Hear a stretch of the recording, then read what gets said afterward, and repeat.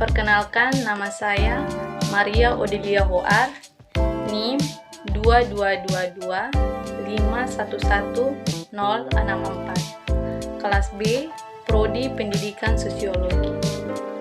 Di video kali ini, saya akan membahas tentang tahap-tahap pertumbuhan pada manusia.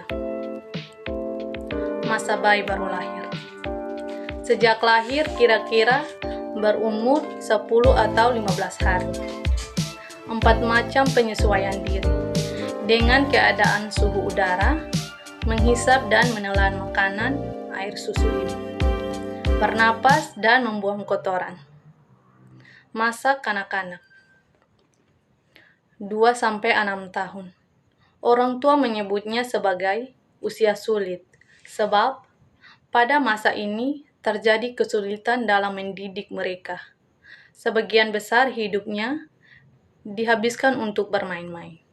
Sedangkan para psikolog menyebutnya masa ini sebagai usia prasekolah.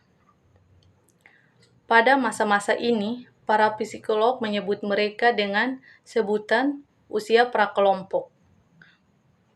Masa kanak-kanak akhir 6-12 tahun. Masa ini disebut juga oleh orang tua usia tidak rapi. Pada masa ini, mereka lebih banyak dipengaruhi atau mengikuti teman-temannya daripada orang tuanya sendiri. Pada usia ini, banyak anak menunjukkan minat mereka terhadap seks. Mereka sering memperbincangkan hal ini dengan teman-teman bermainnya, bahkan sesekali dengan orang dewasa. Masa puber 16-17 tahun. Pada telah haid pada anak perempuan dan mimpi basah pada anak laki-laki. Dalam tahap ini, biasanya anak-anak mulai kritis dalam menghadapi sesuatu ide atau pengetahuan dari orang lain. Pada masa puber, biasanya seorang anak menunjukkan kekuatan intelektual dan energi fisik yang kuat. Hanya saja, kekuatan itu tidak dibarengi dengan kemauan yang kuat pula. Masa dewasa. Periode ini merupakan periode yang ditakutkan dari keseluruhan hidup manusia.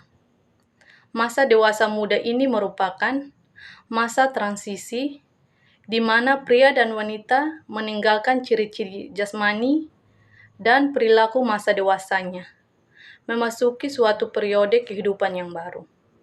Masa ini adalah suatu masa yang berprestasi, bahkan menurut Erikson, selama usia ini orang bisa menjadi lebih sukses atau sebaliknya mengalami stagnasi.